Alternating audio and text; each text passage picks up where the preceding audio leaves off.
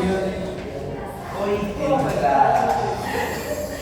en la clase de hoy hablaremos de enfermedades caracterizadas por trastornos del movimiento. El nombre o trastorno del movimiento nos hace pensar en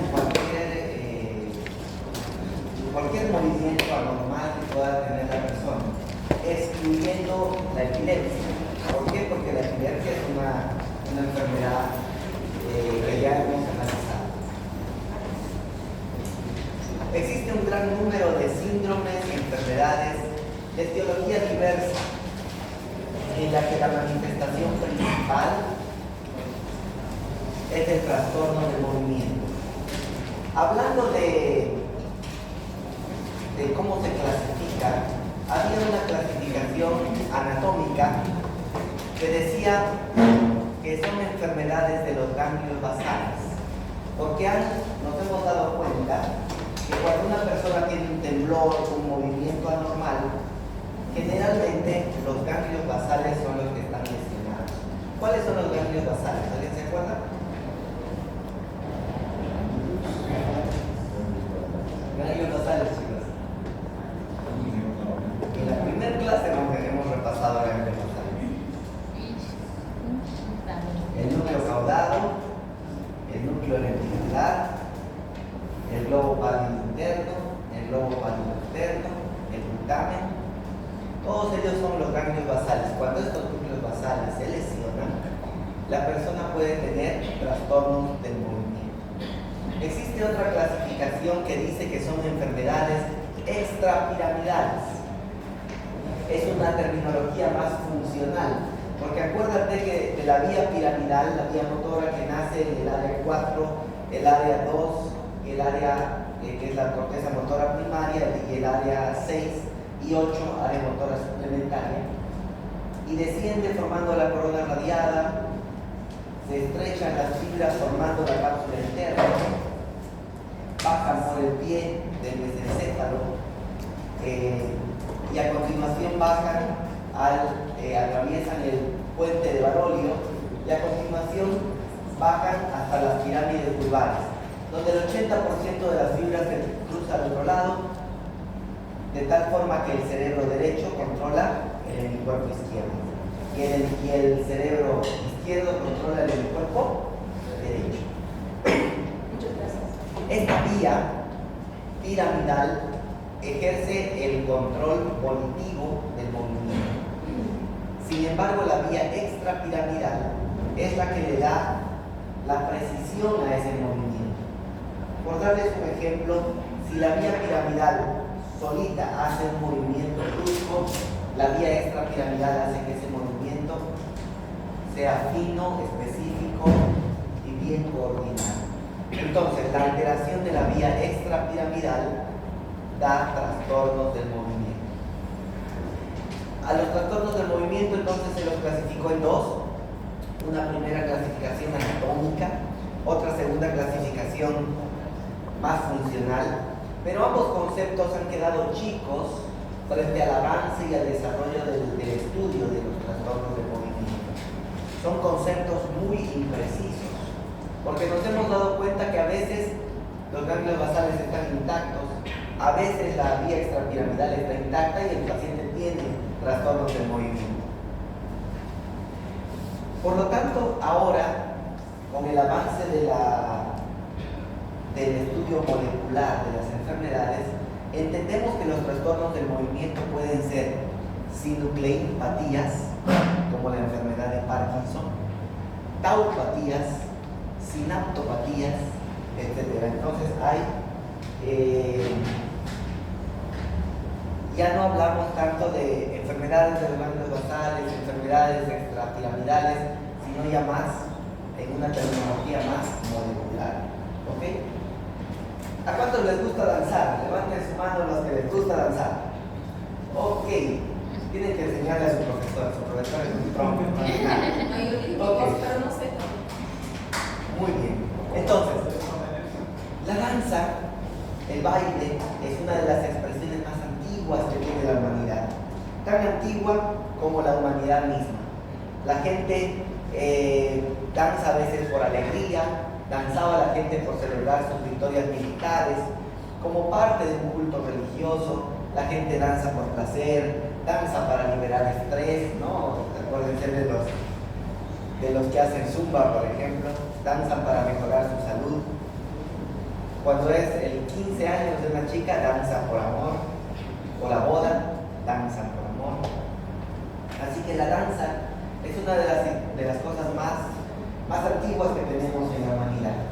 En la Edad Media había profunda ignorancia, la gente no estudiaba, no había escuelas, esas cosas. Así que había credulidad ciega en lo que se les decía. Era una edad oscura para el conocimiento. Era la época de la Inquisición, las luchas contra las herejías, que la iglesia perseguía a la gente hereje. Bueno, en estas épocas había mucha miseria, mucha hambruna, muchas enfermedades. El año 1345, por ejemplo, apareció la famosa peste negra bubónica, que se cobró la vida de por lo menos 50 millones de europeos. Boccaccio, en su libro de Cameron, escribe mucho detalle de la peste negra. La gente en aquellas épocas, los médicos no se vestían como nosotros, de barbijo, de gorrito, de guantecitos. Este era más o menos el uniforme médico. Interesante, ¿no? Daba miedo del uniforme médico. Realmente estas personas se dedicaban a atender a los enfermos y sin embargo médicos no necesitaban ser, porque resulta que los médicos llegaban y morían. Entonces, para tratar de protegerse de alguna forma, este era su uniforme de bioseguridad. Así que se volvió casi sinónimo de muerte, porque si una persona con este uniforme te visitaba, significaba que estabas contagiado de la peste negra. Bueno, en estas condiciones de tristeza, de enfermedades, de hambrunas, cuando había una celebración, una fiesta, la gente se desenfrenaba en las fiestas. Por ejemplo, en la fiesta de San Juan Bautista, agarraban y organizaban fiestas de 2, 3 días con mucho alcohol. Los brasileños dicen, con mucha cerveza, mucho alcohol, mucho baile, de todo. Entonces, notaron en unas poblaciones de Alemania, principalmente en la población de San Vito, que estas personas, después de que terminaba la fiesta, la gente de ese pueblito seguía moviéndose como si la fiesta seguiría, como si la música estaría sonando.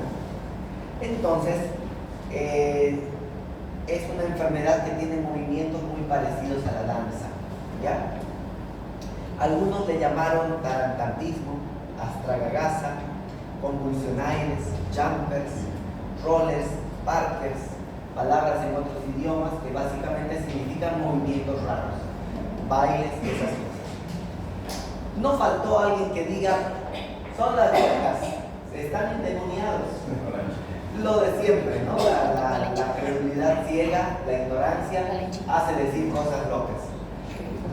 Empezaron a perseguir a familias enteras que estaban enfermas de esta condición llamada corea, que es sinónimo de danza. Familias enteras empezaron a mudarse a otros países y hay un libro que relata cómo la gente iba viajando a otro país, a Gran Bretaña, a África. Incluso relatan cómo llegaron estas personas, estas familias a América, y la enfermedad que era en un pueblito se fue diseminando por todo el mundo. ¿Okay? Este hombre llamado Paracelso, si leemos su nombre, se llama Theophartus Philippus Aerolus Bombastus Hohenheim Paracelso. Este hombre era un alquimista, un médico y astrólogo. Él era inconforme con el conocimiento de ese tiempo. Él prestó mucha atención a la Corea y dijo que no existía solo un tipo de Corea, sino que existían 3 tipos de Corea: la Corea imaginata, la Corea lascivia, la Corea naturalis. Y él dijo que no eran brujas las que tenían estos movimientos, que no estaban endemoniados ni embrujados, embrujados los que estaban teniendo esto, sino que era una enfermedad de causas naturales.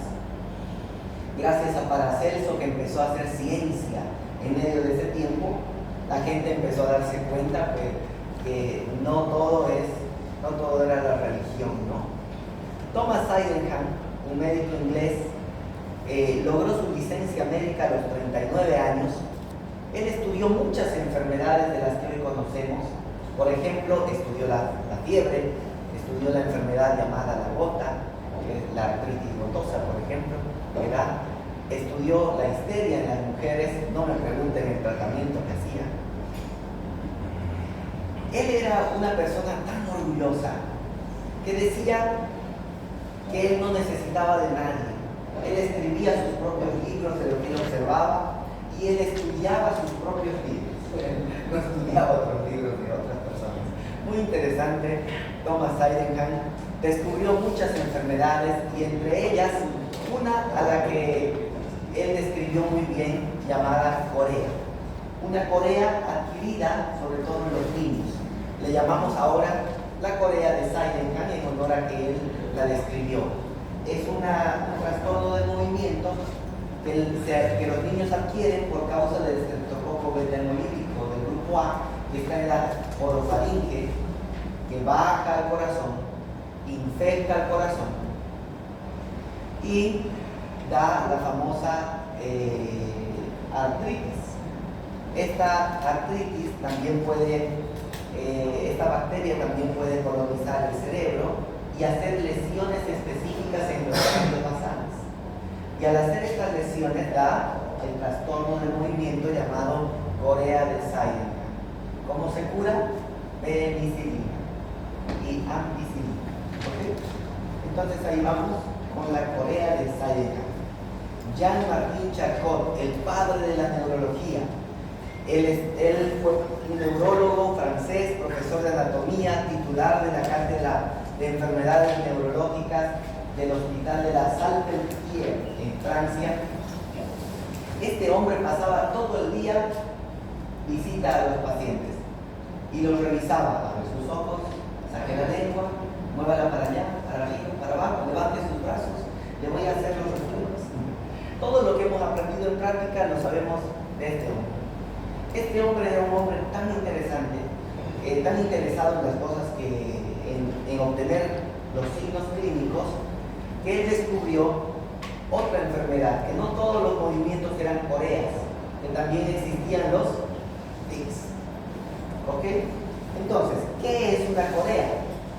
No me estoy refiriendo al país de donde vinieron los fundadores de la UCEBOL, ¿no? Corea es un movimiento anormal, amplio, brusco, irregular, sin un patrón fijo, es cambiante de un momento a otro. Afecta a cualquier grupo muscular, pero principalmente afecta a la cara, al cuello, a los brazos. Cuando afecta al tronco, puede desplazar al paciente haciendo que tenga una marcha extraña. La marcha se vuelve grotesca, casi como haciendo polichinelas. Y el paciente, aquejado de esta enfermedad, disimula el movimiento anormal haciendo un movimiento normal encima. Por ejemplo, si el paciente hace este movimiento por la corea, el paciente simula otro movimiento como arreglarse el pelo. Si el paciente tenía, por ejemplo, un movimiento en la mano así, hace cosas así para disimular que él no está enfermo. ¿Okay? Entonces hace un gesto voluntario para compensar esto. Vamos a ver un video del libro oficial de Sarrans de movimientos coreicos generalizados. Ahí está el paciente. Si le pondremos música pareciera que está bailando, ¿no? Este movimiento es una corea generalizada en brazos, piernas, tronco, cabeza. Vamos a ver si tenemos otro. No hay otro video. Entonces la persona con corea tiene entonces movimientos amplios, bruscos, que pareciera que él está bailando. Existen coreas regionales, coreas focales, por ejemplo la manito, solo la carita, coreas regionales que afectan a la mitad del cuerpo, coreas generalizadas que afectan a todo el cuerpo. Pase por favor. Son estas las personas que tienen marchas extrañas, que lo vas a notar al principio cuando llegan a la consulta. Voy a simular una marcha de un paciente con corea. Él llega así y tú lo ves y dices, ¿qué le pasa? Y es un paciente que tiene corea. Entonces, ¿tiene demonios, chicos? No. Y eso es lo que tenemos que enseñarle a nuestra gente. En la India, por ejemplo, nace un niño con alguna anomalía genética y lo vuelven Dios, ¿no? Lo ponen ahí y todo el mundo adorarlo a esa persona. En otros países, por ejemplo en África, nace un niño con una anomalía, con un trastorno del movimiento y lo matan. Entonces tenemos que educar a nuestra gente que son enfermedades y tienen tratamiento. Hablemos del balismo. El balismo es un movimiento mucho más brusco que la corea, pero tiene la misma base fisiopatológica, la lesión de los ganglios basales. Afecta sobre todo a los músculos proximales de las enfermedades y desplazan bruscamente las extremidades, con frecuencia haciendo rotaciones internas, siguiendo un cierto patrón repetitivo del movimiento. Se observa que el balismo se refiere a movimientos en todo el cuerpo. La mitad del cuerpo afectado con esto sería un hemibalismo. ¿Ok? Un hemibalismo. ¿Con qué mejoran los pacientes con corea y los pacientes con balismo? Se alivian con antagonistas de la dopamina, porque se cree que un exceso de dopamina, nótenlo bien, excesos de dopamina generan coreas y balismos. ¿Ok? Vamos a ver entonces el balismo. No tengo un video ahí, no sé qué pasó, pero el balismo es un movimiento más o menos como cuando juegan los Juegos Olímpicos. Viste que hay gente que lanza la bala, una bola de metal, la gente agarra y hace esto y lanza, haciendo ese movimiento. El paciente, sin tener la bola de metal y sin ser atleta olímpico, tiene ese movimiento. De pronto está levantando el brazo, levantando la pierna. ¿Ok? Entonces, el balismo es así, afecta a los músculos proximales. ¿Por qué razón, chicos? Exceso de dopamina. Gracias. Exceso de dopamina. Una vez atendí a un paciente que por cómo lo relató me pareció muy chistoso. La señora decía, doctor, necesito ayuda. Ahora sé que mi esposo está enfermo, pero ese momento yo no lo sabía. Yo estaba discutiendo con él. En una discusión muy acalorada. Nos decíamos de todo, yo le decía de todo y él me respondía de todo. De pronto él empezó a levantar la mano y yo dije, no, me va a pegar. Pero no me pegó, doctor. Y dije, más bien entró en razón. ¿Qué iba a hacer yo si él me pegaba? Pero de pronto levantó la pierna y dije, no, me va a patear. Pero no me pateó, doctor. Y después de media hora él seguía levantando el brazo y seguía levantando la pierna. Y yo ya ni estaba cerca de él. Me di cuenta que no era que me quería golpear, sino que estaba enfermo. Y lo he traído al hospital. Y está ahí, ¿no? Me lo presentó a su paciente. Le hicimos una tomografía y después de unos días en la tomografía salió una lesión isquémica en el tálamo. Entonces él tenía un balismo. ¿Ok? Un balismo. Les comento la historia para que bueno, se acuerden de balismo. Cuando vean un paciente con movimientos extraños, para que no digan, uy, ¿qué hacemos? Distonía. La distonía es una contracción involuntaria prolongada de los músculos agonistas y antagonistas, tanto en reposo como durante el intento de movimiento. El paciente distónico adopta posturas forzadas, abigarradas de las articulaciones. La distonía puede ser focal, puede ser segmentaria o puede ser generalizada. Vamos a ver una distonía de cuello y tronco. Ahí estamos viendo una mujer con la cabeza distónica. Y miren, la marcha de esta paciente también es extraña, ¿no?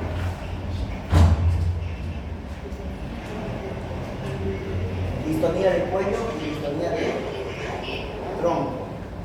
Ok, hemos visto una distonía. Vamos a ver otras formas de distonía. Esta es una mano izquierda distónica. Le pide que extienda los dedos y fíjense la mano izquierda cómo queda con una contracción extraña, ¿no? Esa es una distonía de la mano izquierda. ¿Ya? Ok, distonía entonces son contracciones que obligan a la persona a tener posturas extrañas. No todo en la vida son coreas, palísimos, distonías. También existe la enfermedad que la descubrió George Albert Edward Brutus Gilles de la Tourette. La enfermedad de la Tourette o síndrome de Gilles de la Tourette. Gilles de la Tourette fue un neurólogo francés, fue discípulo de Charcot, discípulo de Dejerin, que eran los padres de la neurología. Estudió como diferenciales de la corea, porque era la enfermedad del momento, ¿no? Como Charcot dijo que no solo existen las coreas, sino que también existen los tics.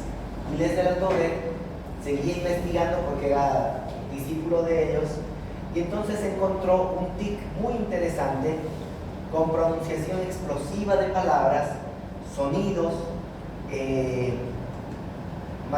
ideas obsesivas que se manifiestan por coprolalia, malas palabras, ecolalia, sonidos raros, arritmomanía, toqueteos extraños, alucinaciones auditivas, y él la llamó en francés maladie des tics convulsivos. Significaría más o menos los tics convulsivos, ¿okay? Para entender. Hoy, como no podemos hablar francés, le llamamos el síndrome de Gilles de la Tourette, ¿okay? Entonces, hay películas de este síndrome de Gilles de la Tourette. Hay una película muy bonita y hay una película muy mal hablada. Ambas películas están ahí en Netflix por si quieren asistir. La Gilles de la Tourette entonces descubrió este síndrome. Te vas a dar cuenta de una persona con Gilles de la Tourette e inmediatamente la veas. Porque el paciente hace cosas como estas. ¡Pucha vida! ¿No? Cosas así. Entonces dice malas palabras, hace sonidos raros, movimientos extraños. Y tú le dices, deja de hacer eso. Se contiene un ratito, logra contener, pero el tic, la obsesión, porque un tic siempre se acompaña de un TOC, trastorno obsesivo compulsivo, el TOC le vence y la persona deja salir el tic para aliviar un poquito esa carga emocional que le da. El trastorno de Gilles de la Tourette se puede tratar con anticonvulsivos, como por ejemplo el topiramato, y terapia y psicoterapia. La psicoterapia es altamente efectiva, en especial la terapia cognitivo-conductual, para enseñarle al paciente, a los familiares y a su entorno que esto es un trastorno y que no es algo malo, ¿okay? Lamentablemente en nuestro mundo todos los que tienen alguna enfermedad son discriminados y mucho más ellos, ¿no? Que tienen una patología bien notoria. ¿Ya lo vimos? Bien, ahora vamos a ver a James Parkinson. James Parkinson era un médico general que notó que los médicos hablaban una cosa y otros médicos decían otra cosa. No había un consenso respecto de esta enfermedad llamada, que él le llamó la parálisis sagital. Algunos decían, esta enfermedad se caracteriza porque el paciente se queda rígido, Otros decían, eso no es cierto. La enfermedad se caracteriza porque el paciente tiembla, tiene temblores. Otro decía, no es cierto, la enfermedad se caracteriza porque la persona es muy lenta. Así que él escribió un ensayo sobre la parálisis agital. La descripción que Parkinson le dio a la enfermedad la seguimos utilizando el día de hoy y por eso lleva su epónimo enfermedad de Parkinson. ¿Okay? Mientras Parkinson vivía, él no sabía que le llamamos así a la enfermedad que él describió, porque en su época le llamaba la parálisis agital. La enfermedad de Parkinson es tan conocida desde muchos años ya. En Ayurveda, el año 4500 años antes de Cristo, un sistema médico de la India ya conocían esto y le llamaban Kampavata, un humor agitante. Las enfermedades se fueron descubriendo bajo el interés que tenían los médicos. Edward Brisson, por ejemplo, un neuropatólogo francés, dijo que la lesión se encontraba en que había una lesión en el tronco encefálico. Konstantin Tetrikov, médico ruso, describió que la lesión se encontraba en la sustancia negra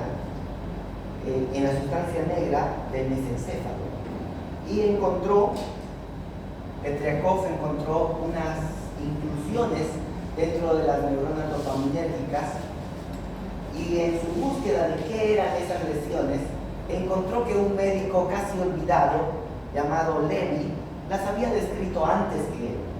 O sea, él en su observación encontró eso y buscando si alguien lo había escrito antes encontró que Levy lo había descrito. Así que él fue muy honesto y dijo, estos son los cuerpos de Levy, ¿ya? Los cuerpos que Levy descubrió. Tetrikov es poco conocido, pero esta diapositiva es en honor a un hombre honesto, ¿ok? Porque él podría decir son los cuerpos de Tetrikov y iba a ser muy famoso. Pero él dijo son los cuerpos que Levy descubrió y yo solo los estoy popularizando. La enfermedad de Parkinson no tenía cura hasta hace poco. Y van a ver ustedes películas que circulan en las redes donde muestran que no hay cura para el Parkinson. Sin embargo, Arvid Carlsson, que murió hace poco, era un neurocientífico farmacólogo y él vio que dándole al paciente levodopa, el paciente mejoraba casi todos sus síntomas. Así que él fue el que empezó el tema de la levodopa. Hay una película que se llama Despertares, donde unas personas con parkinsonismo postencefálico, después de una epidemia, quedaron con síntomas de Parkinson. Probaron el medicamento en ellos y todos los que estaban dormidos por 20, 30 años despertaron y empezaron a hacer sus actividades normales. Así que hay una película de eso, pueden verla. Muy interesante el ver el efecto de la levodopa. Ok, ¿qué pasa con la levodopa? ¿Qué pasa con la enfermedad de Parkinson? La enfermedad de Parkinson es un proceso neurodegenerativo que se desarrolla a lo largo de muchos años, con una afectación multisistémica. El paciente pasa de caminar normal a tener una marcha lenta, una postura encorvada, cantocórnica y acompañada de temblores y acompañada de magnetismo de la marcha. ¿Dónde está la lesión? Levy descubrió que en las neuronas dopaminérgicas había lesiones, los cuerpos de Levy. Tetrikov lo certificó, que esas lesiones están en la sustancia negra pars compacta del mesencéfalo. Cuando el 80% de estas neuronas dopaminérgicas mueren, aparecen los síntomas de la enfermedad de Parkinson. ¿Qué sucede?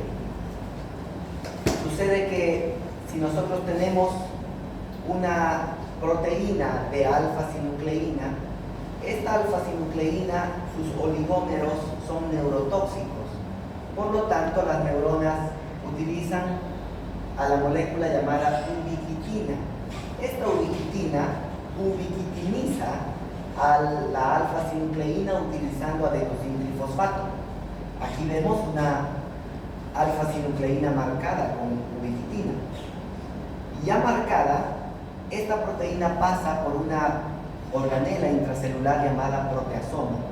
El proteasoma destruye, fracciona a la alfa-sinucleína en proteínas más pequeñas. Estos fragmentos proteicos pueden ser utilizados nuevamente para formar membranas neuronales, para formar membrana de otras organelas, etc. Es reciclada. Para hacer este proceso se necesita adenosintrifosfato. La ubiquitina es reciclada, los péptidos son reciclados y el ATP se convierte en ADP.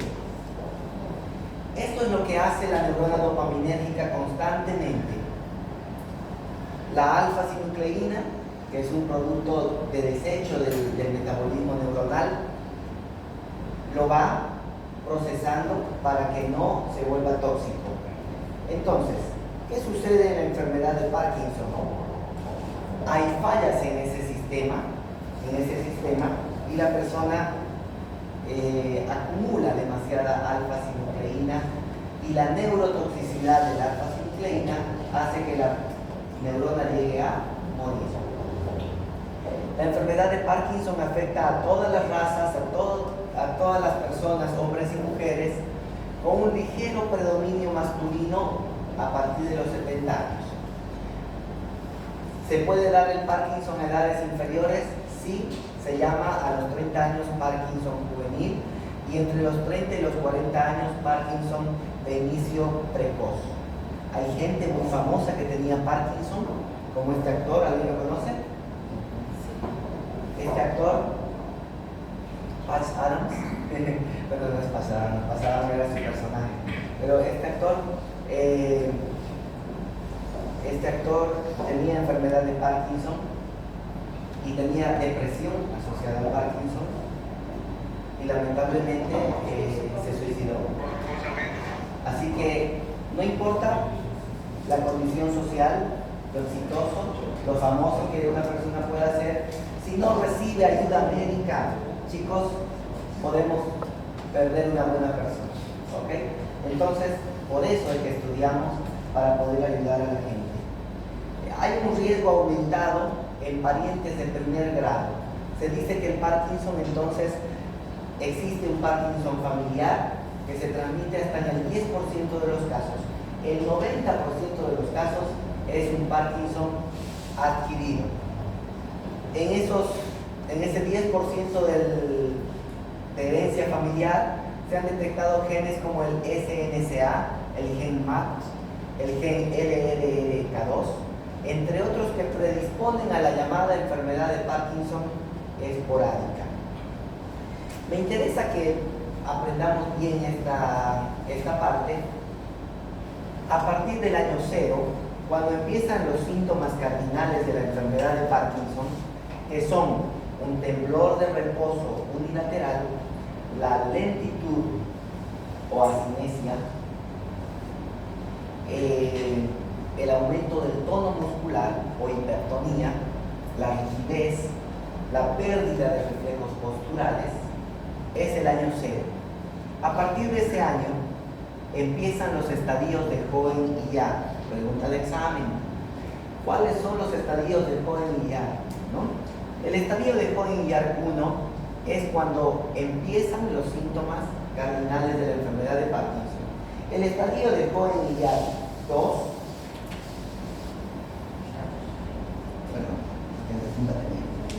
estadio de Cohen y Yahr 2, cuando el temblor que era unilateral se vuelve bilateral.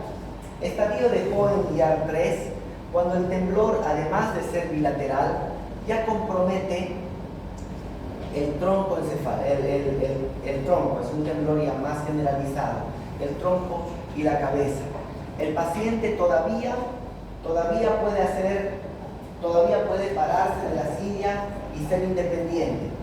Estadio de Cohen y Yahr 4, el paciente ya tiene déficit cognitivo porque se asocia mucho a la demencia o ya está asociado a la depresión. y el paciente solamente se logra parar si alguien le ayuda a pararse. ¿Ok? Solo logra ciertas cosas, ha perdido mucho de su independencia. Estadio de Cohen-Iyar 5,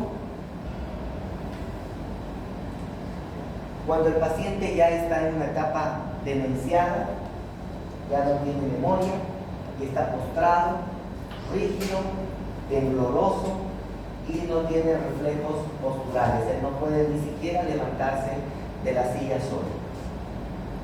Entonces, esta es una enfermedad neurodegenerativa que va progresando. ¿Por qué es la importancia de hablar de los estadios de Cohen-Iyar para estadificar a nuestro paciente? Una vez que estadificamos a nuestro paciente en la primera consulta, sabemos que está en estadio 1, 2 o 3. Si el paciente añade síntomas, sabemos que está progresando. La idea del tratamiento es lentificar esta progresión y hacer que el paciente tenga calidad de vida, ¿ya? Ahora, 20 años atrás, realmente es donde empieza el problema. 20 años antes de que empiecen los síntomas de la enfermedad de Parkinson, hay lesiones en la sustancia, en las neuronas dopaminérgicas, de la sustancia gris, de la sustancia negra, ¿no?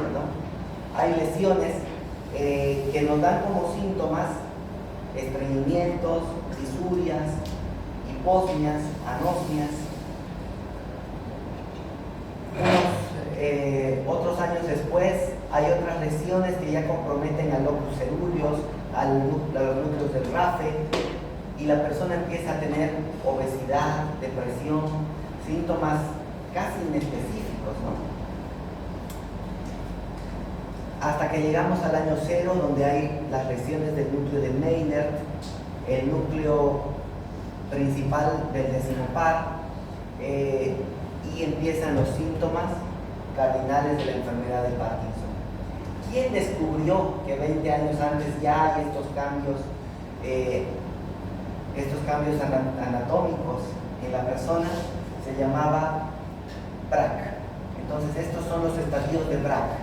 20 años antes, Braak dice estadio 1, estadio 2, estadio 3, 4, 5, 6. Los estadios de Braak van 20 años antes, los estadios de Cohen-Iyar van desde el año 0, donde se manifiestan los síntomas cardinales de la enfermedad de Parkinson. Hace un momento habíamos visto lo normal, lo que sucede, cómo una neurona maneja la alfa-sinucleína.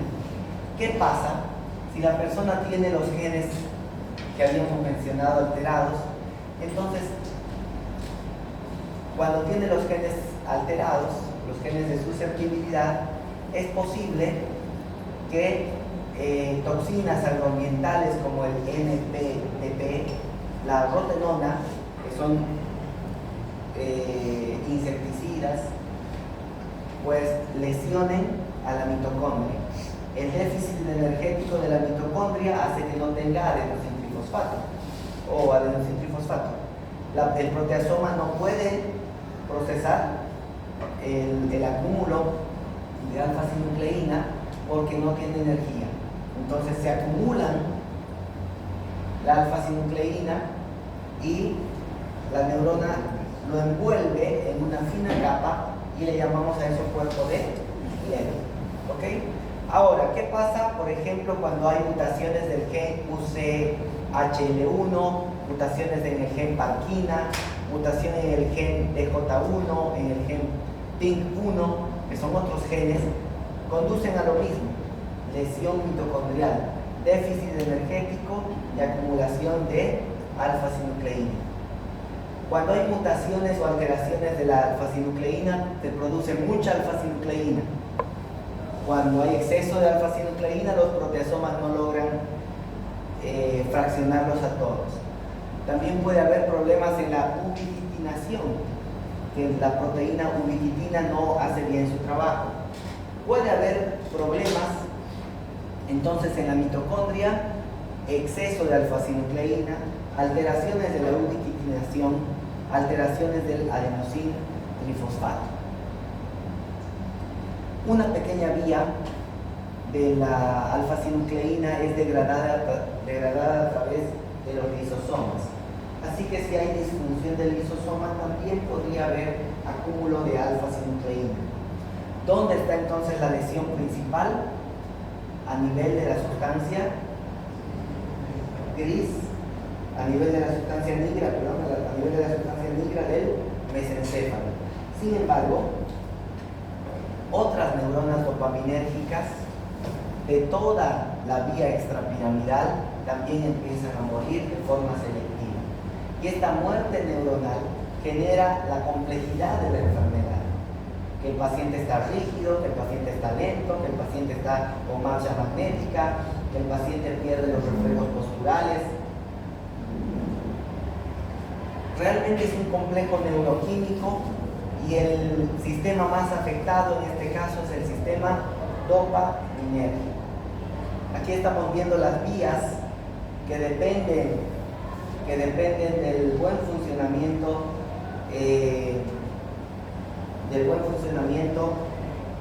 de la dopamina. Y cuando hay enfermedad de Parkinson, las neuronas dopaminérgicas mueren, y esta muerte de neuronas dopaminérgicas hace que el sistema funcione de forma incompleta y errada.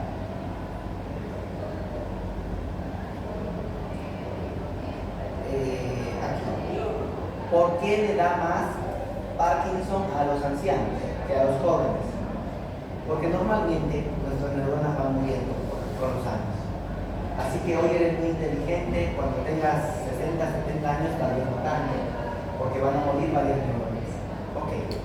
El punto es que se estima que van muriendo muchas neuronas dopaminérgicas hasta que llegan a morir el 80% de las neuronas dopaminérgicas y aparecen los síntomas. Entonces, por eso es más fácil que el Parkinson se dé en ancianos a que se dé en jóvenes. No se sabe el por qué. Existe una selectividad de dañar a las neuronas dopaminérgicas. Tal vez algún día lo lleguemos a saber. ¿Cómo el preparado comercial puede ayudar a la persona a reponer la dopamina que falta? El preparado comercial se llama levodopa o L-dopa. La L-dopa en la sangre se vuelve dopaamina y no puede pasar la barrera hematoencefálica. Por lo tanto, junto con la L-dopa le damos un medicamento que se llama inhibidor de la dopa de carboxilasa, porque la dopa de carboxilasa es una enzima que a la L-dopa la vuelve dopa y ya no sirve. Entonces, inhibimos a la enzima dopa de carboxilasa para que la L-dopa tenga el tiempo suficiente de contacto para atravesar la barrera hematoencefálica. Ya estando dentro de la neurona, la dopa, por acción de la dopa de carboxilasa, se vuelve dopamina. Esta dopamina puede ser utilizada como dopamina y liberada de la neurona presináptica a la sinapsis y ser captada por los receptores de 1, de 2, de 3, de 4, de 5 de la neurona postsináptica y ejercer sus funciones de la L-dopa, coordinar el movimiento, ayudar a la concentración, etc. ¿Qué pasa con otras cosas? Por ejemplo, con la catecolometiltransferasa. La catecolometiltransferasa toma a la dopamina y la vuelve 3-metiltirosina, que ya no es útil. La dopamina también puede ser afectada por la monoaminoxidasa beta y se vuelve Dopac, que es el dihidroxifenilacético, que tampoco sirve de nada. Por lo tanto, una parte del tratamiento podría ser dar inhibidores de la catecolometiltransferasa o inhibidores de la monoaminoxidasa para evitar que la dopamina se pierda en este camino y simplemente pueda ser utilizada para eliminarse o para estimular a la neurona postsináptica. Un detalle importante de saber es que tenemos un transportador de la dopamina que recapta la dopamina que está en el espacio sináptico y la vuelve a introducir al sistema. La dopamina es el neurotransmisor que nos mantiene despiertos, es el neurotransmisor que nos mantiene activos. Por lo tanto, uno de los estimulantes, que es la cocaína, por ejemplo, su acción de la cocaína es bloquear al transportador de la dopamina. Y al bloquear al transportador de la dopamina queda estimulando a la neurona postsináptica. Y la persona está más despierta, más atenta, más inteligente, más rápida. Lo malo de esto, chicos, porque hasta ahí pareciera excelente, lo malo de la cocaína es que causa adicción. Y una persona con adicción ya no consume solamente un poquito, consume más y más y más, y es muy fácil llegar a la sobredosis. Entonces, ¿para qué vamos a intentar con cosas químicas si lo único que necesitamos es esfuerzo, rutina y disciplina? ¿Ok? Así que ahí va el consejo antidrogas de su profe de neuro: no utilice cocaína. ¿Okay? Hemos hablado de dos formas: la forma idiopática en el 90% de los casos o esporádica, y la forma familiar en el 10% de los casos. Hay muchas teorías de cómo aparece la enfermedad de Parkinson, etc., pero muy poco prácticas para aplicarlas. Pero les comento de esta teoría que me parece muy interesante para enseñarla y enseñarla a la gente también. Se dice que dietas con alto contenido calórico, hamburguesas, pachitos, tortas, panes, frituras, gaseosas, todos ellos estimulan a que se produzca más un aumento de alfa-sinucleína. Si hay un aumento de alfa-sinucleína, entonces corremos más riesgo de sufrir enfermedad de Parkinson. Por lo tanto, si quieres prevenir la enfermedad de Parkinson, tienes que eliminar la comida chatarra. Evitar los alimentos ultraprocesados, evitar los alimentos, de preferencia utilizar alimentos preparados artesanalmente o preparados por uno mismo, podría beneficiar hasta cierto punto para evitar los tóxicos, ¿no? los agroquímicos. Hasta por ahí el consejo ese. El cigarrillo no siempre tuvo tan mala fama como hoy en día lo tiene. En algún tiempo pensaban que el cigarrillo, por ejemplo, evitaba la degeneración de la enfermedad de Parkinson. ¿Okay? Otras personas utilizan el cigarrillo para la colitis, por ejemplo, para la enfermedad de Crohn. Entonces, el cigarrillo en las guerras lo utilizaban y se lo repartían a los soldados para que ellos estén tranquilos durante las batallas. Entonces, ahora sabemos que causa enfisema pulmonar, que causa cáncer de pulmón, cáncer de boca, cáncer de lengua, cáncer de garganta, etcétera, etcétera. Así que no es un medicamento tan bueno. Ahí vemos entonces algunas teorías que tal vez las pueden leer con más calma. Y esta es la teoría, otra teoría que me gusta mucho, la teoría de la neuroprotección. Nuestro cerebro genera factores de neuroprotección. Se llaman factores de neuroprotección derivados del cerebro. Estos factores de neuroprotección derivados del cerebro están altos en los jóvenes y van disminuyendo cuando la persona tiene obesidad, diabetes mellitus tipo 2 descompensada, enfermedades cardiovasculares no tratadas, depresión no tratada, demencia no tratada, deterioro cognitivo no tratado. Puede generar que la persona llegue a una enfermedad de Parkinson. Existe, por ejemplo, una tendencia que dice: mi padre, mi madre está empezando a tener olvidos. Creo que es demencia, pero no hay solución. O sea que va a empeorar y lamentablemente la enfermedad va a seguir su curso. Un día no va a reconocerme ni siquiera a mí. Ok. Y esa tendencia hace que no tratemos a los pacientes. Tienen demencia, no los atendemos. Tienen depresión, no los atendemos. ¿Tienen obesidad? No importa, son decisiones suyas. Y son cositas que no atendemos y que al final pueden degenerar en enfermedades neurodegenerativas. Hablemos todo lo contrario. Prevención del Parkinson. Actividad física, control de las enfermedades metabólicas y cardiovasculares, tratamiento para la depresión, tratamiento para la demencia, tratamiento para el déficit cognitivo. Los síntomas cardinales motores, hemos hablado que son rigidez, temblor, bradicinesia, pérdida de los reflejos posturales. La rigidez es que el paciente está rígido. El temblor inicia en reposo unilateral y se vuelve bilateral. La bradicinesia o asinesia es la lentitud para caminar o para moverse, y la pérdida de reflejos posturales hace que el paciente no pueda levantarse de la silla, no pueda incorporarse cuando está echado, no pueda caminar porque se cae.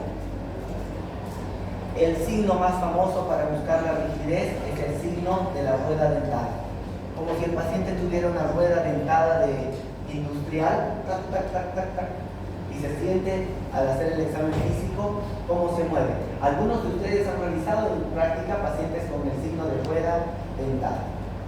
El temblor es un temblor de reposo que cuando el paciente va a comer o va a hacer algo, desaparece. Cuando el paciente está quieto, aparece. La bradicinesia es una lentitud general para todas las actividades. La pérdida de reflejos posturales tiende el paciente a caerse por pérdida del equilibrio y tiene una marcha festinante. Vamos a ver a este médico. Él está explicando cómo es la marcha de un paciente con enfermedad de Parkinson. De ser una persona normal y caminar normal, pues ahora toma una postura agachada. La marcha es magnética, los pies como pegaditos al suelo, cuesta que empiece a caminar, da mini saltos, mini pasos. La marcha es a pequeños pasos, miren como el temblor está muy acentuado, y a medida que el paciente va caminando más, pareciera que se va a caer, ¿no?, desde frente. Esa es la famosa marcha festinante. Como que el paciente está corriendo. Al principio no podía moverse y ahora está a punto de caerse.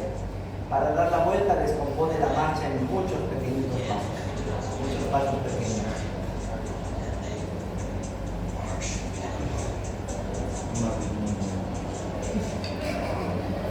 La idea de esta charla entonces es que tú hables con papá, mamá y pues, nos ayudes a que ellos no tengan enfermedades de Parkinson.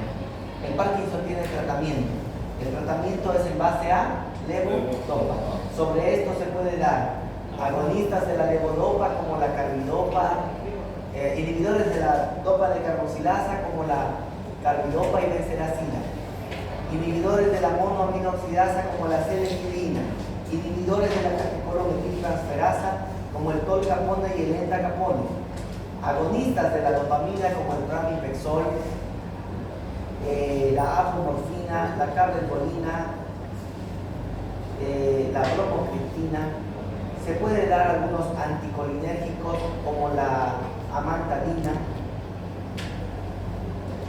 Bueno, el medicamento no siempre es bueno. Después de 2 años de un periodo llamado luna de miel, de que el paciente está muy mejorado con la levodopa, aparecen fluctuaciones de la dosis. Periodos de off y de on. De pronto el paciente está tranquilo y entra en off. No se puede mover, está quieto, hasta que nuevamente genera el levodopa y puede moverse otra vez. Una cosa paralizante realmente, ¿no? ¿A qué se debe esto? A que el fármaco sube el nivel plasmático, cae el nivel plasmático. Sube cuando toma la medicación, se está acabando el efecto y cae el nivel plasmático. En estas fluctuaciones, la levodopa es muy inestable a largo plazo. Y entonces esa inestabilidad le da al paciente esas fluctuaciones. Deterioro cuando se termina la dosis. toma la pastilla y tarda en hacer efecto, tarda en empezar tarda en sacarlo del off. Toma el medicamento y el paciente no empieza a funcionar el tratamiento rápidamente y es más, se deteriora después de tomar el medicamento. Son fluctuaciones donde el médico tiene que jugar con la dosis, subir la dosis, bajar la dosis, mejorar la dosis de acuerdo al síntoma que el paciente tiene. Porque hay una disminución de la absorción de qué pasa, el cuerpo le acostumbra con situación. Son las fluctuaciones del L-dopa. Fluctúa. ¿Ya? Entonces, ¿qué hacemos cuando el paciente tiene un exceso de dopamina? ¿Qué va a pasar, chicos? ¿Qué cosa aparece cuando hay exceso de dopamina? Movimientos coreicos, movimientos distónicos. Entonces, es muy fácil ver que un paciente con enfermedad de Parkinson de pronto viene con su corea. ¿Y por qué? Porque le estamos dando dosis de más. Entonces, la corea y la distonía, exceso de dopamina. Parkinson, disminución de la dopamina. Ok. Ahora, existen ya tratamientos más modernos, como por ejemplo la implantación de electrodos profundos, que hacen que el paciente reciba un choque eléctrico directamente a la sustancia, directamente al globo pálido interno, que activa al paciente sacándolo de su periodo de off. Existen también otros medicamentos como las bombas de infusión continua, que ellos se inyectan directamente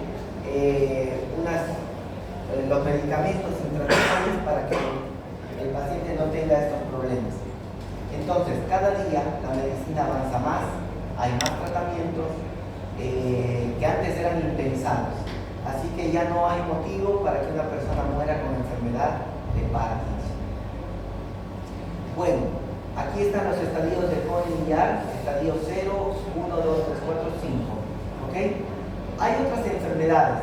Les puse estas letras ahí para que vean que hay muchas otras enfermedades y para que reflexionemos.